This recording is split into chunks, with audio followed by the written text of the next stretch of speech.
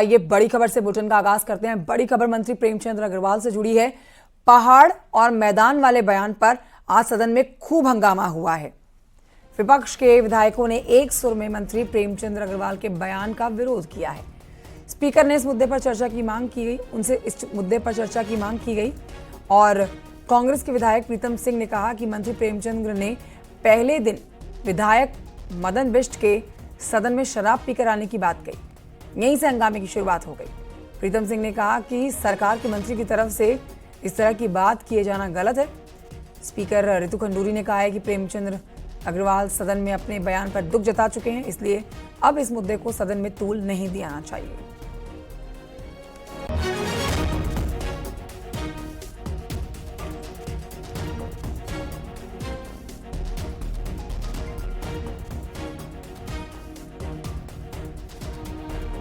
देखिए, मैंने जैसे ही कल मुझे जानकारी हुई कि सदन में इस प्रकार की बात हुई है, ऐसा नहीं है कि वो केवल एक तरफ से बात हुई, लेकिन फिर भी मैंने संसदीय कार्य मंत्री श्री प्रेमचंद अग्रवाल जी को तत्काल मैंने उनसे कहा कि इस प्रकार का एक बात लोगों के अंदर जा रही है, आप तत्काल इस पर अपनी बात यहाँ सदन के अंदर कहिए।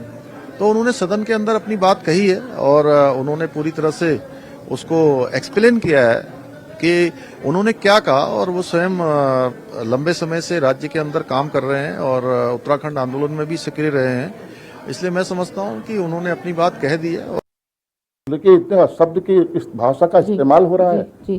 तो होगी। अगर इस पर कोई आपके माननीय अध्यक्ष, हम आपका संरक्षण चाहते हैं। अगर इसमें कोई ठोस कार्रवाई नहीं होगी माननीय अध्यक्ष जी, माननीय अध्यक्ष जी, ये जो चिंगारी कल लगी जली है, ये आग लगी फैली है, ये पूरे प्रदेश में इसके परिणाम बहुत घातक होंगे। माननीय अध्यक्ष जी, अब आइए आपको दिखाते हैं कि किस बात पर शुक्रवार को सत्र के दौरान सदन में मदन बिष्ट और प्रेमचंद के बीच में पहाड़ और मैदान को लेकर हंगामा हुआ। देखिए रिपोर्ट।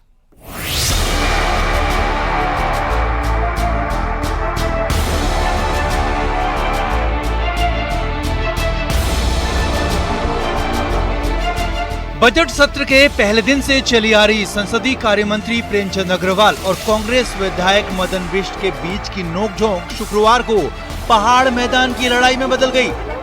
कांग्रेस विधायक मनोज तिवारी ने जिला प्राधिकरणों पर सवाल उठाते हुए कहा कि इनके चलते पहाड़ों में भवनों के नक्शे पास कराने में दिक्कतें आ रही हैं। मंत्री प्रेमचंद अग्रवाल जब इसका जवाब दे रहे थे तो कांग्रेस विधायक मदन बिष्ट ने पहाड़ मैदान पर कुछ ऐसी टिप्पणी की जिससे मंत्री प्रेमचंद बिफर पड़े। यदि आप इस तरह से व्यवहार करेंगे और पहाड़ी देशी और ये सब उस पर ले जाएंगे तो क्या इस पहाड़ की जो हमने मांग की थी, जो हमने आंदोलन किया था, क्या इसलिए किया था? क्या हमने योगदान इसलिए दिया था? क्या नहीं, अरे क्या आप देखिए ना, आपके सामने आपके बगल में बैठे हैं ना, आप समझाइए ना। अरे कोई बात हुई तो बैठ के बात करिए ना। यदि मेरे से गलती मैं स्वीकार करूंगा, लेकिन इस प्रकार से पहाड़ियों को कहा, पहाड़ को कहा, माननीय अध्यक्ष जी, ये बहुत गलत बात है। माननीय अध्यक्ष जी, मैं इसका आप ये विषय हो जाएगा बाद में, पहले इसी में बात हो जाए। मतलब कोई बात है क्या? मतलब पहाड़ी देशी क्या ये उत्तराखंड किसी पहाड़ के लोगों के लिए बना? जो और पहाड़ में है कौन? कोई मध्य प्रदेश से आया, कोई राजस्थान से आया, कोई कहीं से आया। उत्तराखंड के हैं हम लोग और बिना चाहे ऐसे ही बोल दिया जाए, इस तरह की व्यवहार काइंडली यहाँ पे ना करें। हम पहाड़ी देसी नहीं है, हम उत्तराखंड के लोग हैं।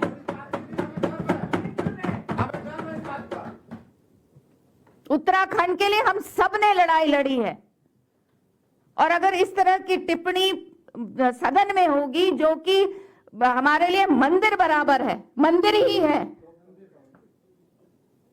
उसमें इस तरह की टिप्पणी बहुत ही दुर्भाग्यपूर्ण है। हम लोग शुक्रवार को प्रश्नकाल भी हुआ, चर्चा परिचर्चा भी हुई, लेकिन इसी दौरान जो हुआ उसने पक्ष और विपक्ष को असहज तो किया। विधानसभा में माननीयों की साख पर भी बट्टा लगाने में कोई कोर-कसर नहीं छोड़ी और ये सब तब हुआ जब विधानसभा की कार्रवाई लाइव जा रही थी।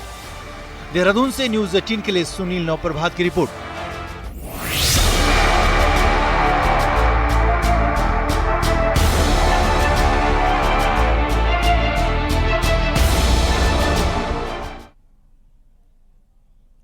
विधानसभा में पहाड़ मैदान विवाद पर प्रेमचंद अग्रवाल की सफाई सामने आई है। प्रेमचंद अग्रवाल ने बयान पर खेद जताया।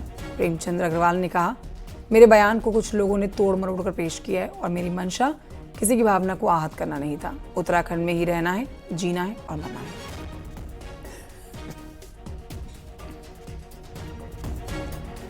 दीपांकर और जानकारी के साथ लाइव हमारे साथ मौजूद हैं। इस खबर पर दीपांकर, प्रेमचंद अग्रवाल इससे पहले भी कई बार विवादों में घिर चुके हैं, लेकिन इस बार के विवाद में विपक्ष उनके ऊपर बहुत ज्यादा हमलावर हो रखा है। आज क्या कुछ हुआ है सदन में, क्योंकि आज आखिरी दिन था सदन की कार्रवाई का, और किस तरह से विपक्ष ने यहां पर इस मुद्दे को फिर उठाया, जिस पर स्पीकर साहब ने शांत किया है कि प्रेमचंद अग्रवाल ने माफी मांग ली है तो इस मुद्दे को अब यहीं पर रोक दिया जाए। बिल्कुल, क्योंकि आज जो सत्र की शुरुआत हुई ये तय था कि आज आखिरी दिन है और क्योंकि प्रश्नकाल नहीं था तो सिर्फ शनिवार को कुछ विभागों के बजट पास होने थे। लेकिन जब यशपाल आर्य यहाँ पहुंचे नेता विपक्ष, उन्होंने पहले ही साफ कर दिया था कि वो इस मुद्दे पर स्पीकर से डिमांड करेंगे कि इस मुद्दे पर चर्चा होनी चाहिए कि पहाड़ मैदान की बातें उत्तराखंड में अगर खुले तौर पर इस तरीके से सदन में होंगी तो वो होना सही नहीं है। जैसे ही सदन की शुरुआत हुई तो विपक्ष की तरफ से लगातार ये मांग की गई कि प्रेमचंद अग्रवाल को या तो इस पर वो अपनी बात साफ रखें या फिर सदन में इस पर चर्चा हो। तो उसके बाद जब ये बहसी फिर हुई या फिर हंगामा इसको लेकर हुआ तो फिर स्पीकर ने साफ तौर पे कहा कि इस तरह के मुद्दे पर चर्चा नहीं की जानी चाहिए। ये मुद्दा जहां पे था वहीं समाप्त हो चुका है और अब इस पे आगे कुछ भी कोई बात ना हो, क्योंकि खुद प्रेमचंद अग्रवाल इस पे अपनी बात कर चुके हैं। फिर जब मुख्यमंत्री पहुंचे तो मुख्यमंत्री ने कहा कि मैंने भी ये बात मेरे संज्ञान में आई और मैंने प्रेमचंद अग्रवाल से कहा था कि सदन में जाकर वो अपनी बात रखे। उन्होंने अपनी बात रखी है, लेकिन अभी भी अगर बात स्पष्ट नहीं हुई है तो फिर वो आप लोगों से दोबारा मीडिया से बात करेंगे। लेकिन इस बीच में पूरे प्रदेश में जिस तरीके से विरोध प्रदर्शन हुए प्रेमचंद अग्रवाल के खिलाफ कि उन्होंने पहाड़ को लेकर जिस तरह का बयान दिया और उस बयान की जिस तरह के मायने निकाले गए, उसके बाद प्रेमचंद अग्रवाल 12 बजे मुख्यमंत्री की जो इधर ऑफिस है मेरे लेफ्ट साइड में, मुख्यमंत्री के साथ ऑफिस में आए।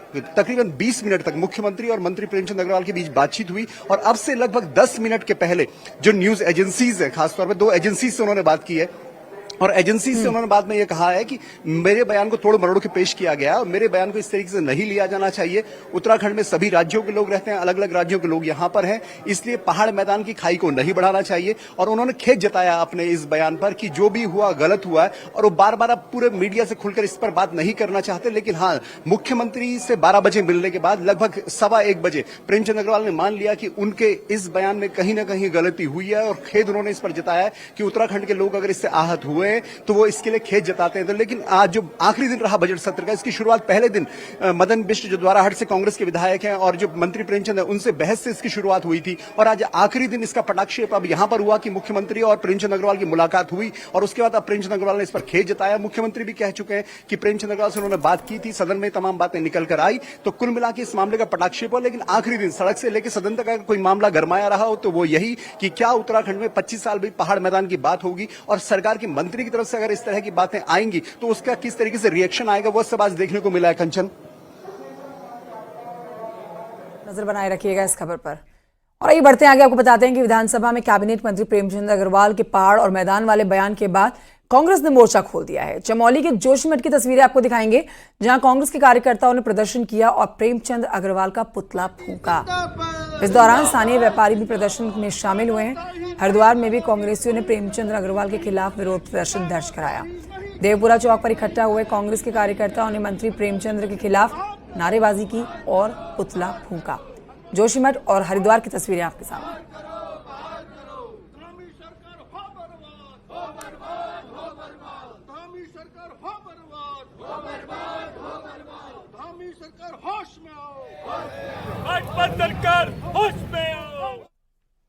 बढ़ते हैं आगे, आपको बताते हैं कि उत्तराखंड विधानसभा में शुक्रवार को भू संशोधन कानून सर्वसम्मति से पास हो गया। अब राज्य में सख्त भू कानून लागू हो रहा है। जल्द ही राज्यपाल की मंजूरी के बाद राज्य में सख्त भू कानून लागू कर दिया जाएगा। मुख्यमंत्री धामी ने कहा है कि जनहित का ये फैसला है और जो वादा सरकार ने किया वो पूरा करके दिखाया। भू कानून राज्यवासियों की बहुत लंबे समय से जन भावनाओं के अनुरूप मांग रही है और उन जन भावनाओं के अनुरूप हमने भू कानून को यहाँ प्रस्तुत किया। विधानसभा ने उसको पारित कर दिया है। निश्चित रूप से इस भू कानून के आने के बाद जो राज्य के अंदर समय समय पर लगातार ये मांग उठती रही है कि यहाँ भूमियों की बेरोक टोक खरीद फरोख्त हो रही है, खुर्द बुर्द हो रही है। जिन प्रयोजनों के लिए भूमियों की खरीद फरोख्त होती थी उन प्रयोजनों में उनका उपयोग नहीं हुआ। ऐसी जितनी भी भूमियां हैं, जितने प्रकार के भी ऐसे प्रकरण आए हैं, उन सभी प्रकरणों पर कार्रवाई गतिमान है और निकट भविष्य में लोगों की जो जनभावना के अनुरूप है, कृषि और औद्यानिकीकरण के लिए जो तमाम जगह पर जो इन भूमियों को खरीदकर उनका दुरुपयोग किया गया वो बंद होगा। लेकिन इसके साथ साथ हम राज्य में नवाचार लाना चाहते हैं। राज्य के अंदर इकोलॉजी के साथ इकोनॉमी को भी हम बढ़ाना चाहते हैं, तो उस पर हमारा निरंतरता से काम जारी रहेगा और राज्य के हित में जो भी निर्णय लेने हैं हम एक मिनट रुके बिना उन सभी निर्णयों को लेंगे जो उत्तराखंड राज्य को आगे बढ़ाने में सहायक सिद्ध होगा। स्मार्ट मीटर पर सीएम धामी ने कहा है कि विपक्ष दुष्प्रचार कर रहा है और सीएम ने कहा है कि बावजूद इसके हम नवाचार कर रहे हैं। सीएम धामी ने कहा है कि कांग्रेस शासित राज्यों में भी स्मार्ट मीटर लगाए गए हैं, लेकिन विरोध सिर्फ उत्तराखंड में ही किया जा रहा है। स्मार्ट मीटर पर जो कुछ लोगों ने भ्रम फैलाने का प्रयास किया है, जबकि पूरे देश के अंदर लाई गई योजना है। हमारे पड़ोसी देश हिमाचल में भी 4 लाख से अधिक मीटर लग चुके हैं। वो बड़ी संख्या में मीटर लगाने वाले हैं। अन्य कांग्रेस शासित राज्यों में लग रहे हैं। उत्तराखंड में जब लग रहे हैं तो ये भ्रम फैलाने का काम करते हैं, लेकिन इनके भ्रम में जनता नहीं आने वाली है, क्योंकि ये कोई प्रीपेड मीटर नहीं है। ये ऐसे स्थानों पर नहीं लगाया जा रहा है जहां पर हमारे गरीब लोग रहते हैं या जिनके यहाँ पर इंटरनेट सुविधा नहीं है, पर्वतीय क्षेत्रों में जहां पर लोगों को कठिनाई हो रही है, वहां पर इंटरनेट नहीं है। ऐसे स्थानों पर नहीं लगाए जाएंगे, लेकिन हाँ, हम नवाचार की ओर बढ़ेंगे। देश आज नवाचार की ओर बढ़ रहा है। और अब जानिए कि केंद्रीय बजट पेश होने के बाद बीजेपी सांसद अलग अलग वर्गों में संवाद कर उनकी प्रतिक्रियाएं ली जा रही हैं। हरिद्वार सांसद त्रिवेंद्र सिंह रावत ने सिरकुल पहुंचकर उद्योगपतियों के साथ बजट पर संवाद किया है। सांसद त्रिवेंद्र सिंह रावत ने व्यापारी वर्ग को बजट के प्रावधानों के बारे में बताया है, व्यापारियों के सुझाव लिए हैं। सांसद त्रिवेंद्र सिंह रावत ने कहा है कि हर वर्ग से संवाद कर उनके सुझाव और प्रतिक्रियाएं ली जा रही हैं ताकि अगले बजट में उस पर अमल किया जा सके। अपने जो उद्योग जगत से जुड़े हुए लोग हैं उनसे उनकी प्रतिक्रिया ले रहे हैं और जो हमारे समाज के अन्य प्रमुख अंग हैं, किसान हैं, जो यूथ हैं, महिलाएं हैं, उनके बीच में भी हम जा करके और प्रयास करते हैं। उधर विकासनगर में इन दिनों जंगलों में से निकलकर रिहायशी इलाकों में हाथी घुस रहे हैं जो कि उत्पाद मचा रहे हैं। कालसी वन प्रभाग के टिमली रेंज के जंगलों से निकलकर हाथी किसानों की फसलों को रौंद रहे हैं। शिमला बाईपास रोड से सटे हुए शाहपुर, कल्याणपुर, कुंजा, मटक, माजरी गांव में आए दिन हाथी गेहूं और गन्ने की फसलों को बर्बाद कर रहे हैं। वन विभाग का कहना है कि हाथियों को रिहायशी इलाकों में आने से रोकने की कोशिश की जा रही है। तो अभी एनएच के द्वारा जो काम चल रहा है ऊपर, उसके वजह से जो दीवार है वो टूट चुकी है और हम ऊपर से जो जंगल से जानवर आ रहे हैं वो लगातार नीचे की तरफ शहरीकरण गांव की तरफ आ रहे हैं, जिसकी वजह से किसानों का यहाँ पे बहुत ज्यादा नुकसान हो रहा है। चाहे गेहूं हो, चाहे गन्ना हो, सभी प्रकार की तेरी जो फसलें हैं उनको लगा। उधर उत्तराखंड परिवहन निगम प्रदेश में 15 डिपो से प्रयागराज महाकुंभ के लिए बस चल रही है। जनवरी से चल रही इन बसेस के चलने का असर यह है कि रोजाना बस फुल जा रही है, जिसकी वजह से हमेशा जो निगम कमाई के मामले में घाटे में रहता था उसे रोजाना 2 करोड़ 30 लाख की कमाई हो रही है। देहरादून के ग्रामीण डिपो ने पहले प्रयागराज के लिए 2 बस चलाने का फैसला लिया था, लेकिन अब यात्रियों की संख्या को देखते हुए इसे बढ़ाकर 3 कर दिया गया है।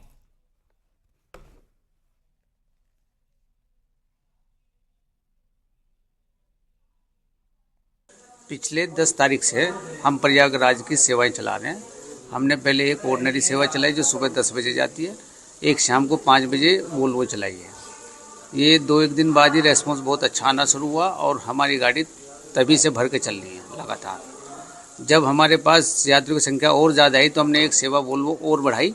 उसी के साथ साथ शाम को 5:25 पर एक सेवा हमने और अतिरिक्त चलाई है और वो कंटिन्यू चल रही है और पूरी भर के चल रही है। देखिए, हमारे पूरे प्रदेश से जैसे ही प्रयागराज शुरू हुआ तो हर डिपो से गाड़ियां, किसी डिपो से 1, किसी से 2, किसी से 3 गाड़ियां चलाई गई और यात्रियों का भरपूर सहयोग मिला उसमें और बहुत पॉपुलर रही हमारी गाड़ियां।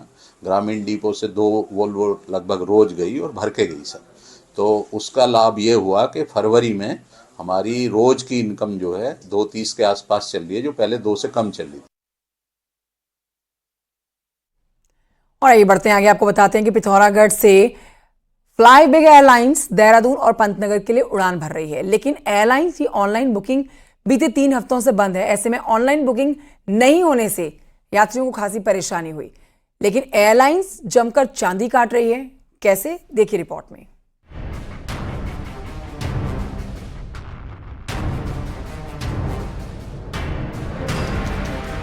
पिथौरागढ़ से देहरादून और पंतनगर के लिए हफ्ते में 6 दिन प्लेन उड़ान भर रहा है। फ्लाई बिग एयरलाइंस के 19 मीटर प्लेन की मदद से कईयों का सफर तो आसान हो रहा है, लेकिन बीते 3 हफ्तों से हवाई सर्विस की चाह रखने वालों के खासे परेशान हैं। हालात ये है कि ऑनलाइन बुकिंग बंद हुए 3 हफ्ते से ज्यादा का समय गुजर गया है, लेकिन एयरलाइंस अभी तक भी वेबसाइट को पटरी में नहीं ला पाई है। ये हाल तब है जब एयरपोर्ट अथॉरिटी कई बार फ्लाई बिग के अधिकारियों को फटकार लगा चुकी है। इन्होंने कहा था कि मुझे 2 से 3 दिन में लगभग ये प्रॉब्लम सॉल्व हो जाएगी, लेकिन इनके द्वारा जो सूचना दी गई है कि इनकी पूरी वेबसाइट ही हैक हो चुकी है, ये बताया गया है। पुनः मैंने इनके संबंधित अधिकारियों के साथ वार्ता करी है और मैंने इनसे सख्ती से कहा है। फ्लाई बिग एयरलाइंस ने पहले तो तकनीकी वजहों का हवाला दिया था, लेकिन अब कहा जा रहा है कि बुकिंग साइट हैक हो गई है। ऑनलाइन बुकिंग बंद होने के बाद पिथौरागढ़ से जाने वाले यात्रियों को जहां 8 किलोमीटर दूर नैनी सैनी पहुंचना पड़ रहा है, वहीं देहरादून से आने वाले यात्रियों को जॉली ग्रांट के चक्कर काटने पड़ रहे हैं। यही नहीं, हल्द्वानी और रुद्रपुर से आने वाले यात्रियों को पंतनगर एयरपोर्ट जाना पड़ रहा है। 3 हफ्ते से बुकिंग साइट बंद होने पर फ्लाई बिग एयरलाइंस पर कई सवाल भी उठ रहे हैं। आरोप लग रहे हैं कि एयरलाइंस यात्रियों से ज्यादा किराया वसूलने के चक्कर में ऑनलाइन बुकिंग नहीं होने दे रही है। ऑफलाइन जो टिकट बुकिंग है वो काफ़ी यहाँ के लोगों को महंगा बैठ रहा है और हमारी उच्चाधिकारियों से वार्ता है, उन्होंने कहा कि हम जल्द ही जो हमारी वेबसाइट बंद हुई है उसको हम जल्द ही शुरू करने वाले हैं। जो तकनीकी हैक होगी कह रहे थे, मेरी खुद वार्ता हुई थी कंपनी के अधिकारियों से। ऑनलाइन बुकिंग नहीं होने से उन यात्रियों को खासी दिक्कतें उठानी पड़ रही हैं जो सस्ते टिकट के लिए पहले ही बुकिंग करा लेते हैं। ऐसे में बुकिंग काउंटर पर तत्काल वाले यात्रियों की तो जैसे तैसे बुकिंग हो रही है, मगर उन्हें भी इसकी भारी कीमत चुकानी पड़ रही है। सत्ताधारी नेताओं के साथ एयरपोर्ट अथॉरिटी को भी जिस तरह से एयरलाइंस नजरअंदाज कर रही है, उससे साफ है कि फ्लाई बिग पूरी तरह बेलगाम हो गई है। न्यूज़ 18 के लिए पिथौरागढ़ से विजयवर्धन उप्रेती की रिपोर्ट। के बाद आगे बढ़ते आपको बताते हैं कि पाकिस्तानी हिंदुओं का दल 400 अस्थि कलश लेकर हरिद्वार पहुंचा, जहां आज कनखल के सती घाट पर विधि विधान के साथ पाकिस्तानी हिंदुओं की अस्थियों को गंगा जी में विसर्जित कर दिया गया। ये तस्वीरें आपके सामने हैं, पाकिस्तान से आई हुई ये 400 अस्थियां जिनको आज विसर्जित किया गया है गंगा जी में। सती घाट की तस्वीरें जहां पर अस्थियां विसर्जित की गई।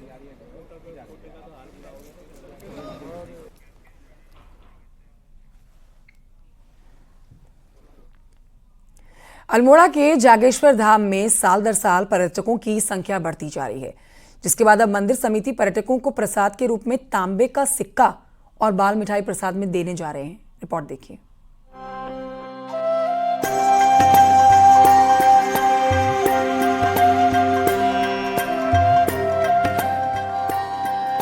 जागेश्वर धाम आने वाले पर्यटकों को अब मंदिर समिति प्रसाद के रूप में एक सिक्का देगी, जिसे कुबेर का खजाना माना जाता है। तांबे के सिक्के पर जागेश्वर धाम का स्मृति चिन्ह उकेरे हुआ होगा। ये ऐसी धरोहर होगी जिसे लोग धाम से जाने के बाद अपने घर के मंदिर में भी स्थापित कर सकेंगे। तांबे के सिक्के का काम यहाँ के स्थानीय कारीगर करेंगे, जिससे कारीगरों की आर्थिक स्थिति भी सुधरेगी। इतना ही नहीं, अब मंदिर के प्रसाद के रूप में यहाँ की प्रसिद्ध बाल मिठाई को दिया जाएगा, जिससे बाल मिठाई को बढ़ावा मिलेगा। ये जागेश्वर मंदिर कमेटी की ओर से श्रद्धालुओं को ये एक उपहार देने के लिए यहाँ पर तांबे के सिक्के बनाए जा रहे हैं। उनमें जागेश्वर की कलाकृति अंकित की जाएगी। उसमें उससे एक मतलब दूर देश विदेश तक ये जागेश्वर की पहचान जाएगी और इससे हमारा जो ताम्र उद्योग है उसको भी बढ़ावा मिलेगा और रोजगार भी बढ़ेगा इससे। बाल मिठाई और तांबे का सिक्का प्रसाद में शामिल करने से जागेश्वर के पुजारी भी काफी खुश हैं कि भगवान का आकृति के सिक्के की श्रद्धालु अपने घर में रोजाना पूजा कर सकेंगे और यहाँ की सांस्कृतिक धरोहरों को और अधिक जान सकेंगे। बाल मिठाई का हो गया, जो हमारी यहाँ की परंपरा है, सांस्कृतिक नगरी अल्मोड़ा को माना गया है, उसमें बहुत बढ़िया है जो बाल मिठाई। और उसके साथ साथ जो है तांबे का सिक्का जो प्रसाद के रूप में, एक तो जागेश्वर जी का प्रसाद भी हो जाता है, साथ में कुबेर जी का भी, जो हमारा कहते हैं कुबेर जी के यहाँ से खजाना ले जाते हैं, उसके प्रसाद के रूप में इसका सिक्के का वितरण किया जाएगा। पीएम मोदी के जागेश्वर धाम में दर्शन करने के बाद यहाँ श्रद्धालुओं की संख्या लगातार बढ़ती जा रही है, जिसके बाद मंदिर प्रशासन की योजना है अब यहाँ स्थानीय उत्पादों की पहुँच भी देश के कोने कोने तक हो सके। न्यूज़ 18 के लिए अल्मोड़ा से किशन जोशी की रिपोर्ट।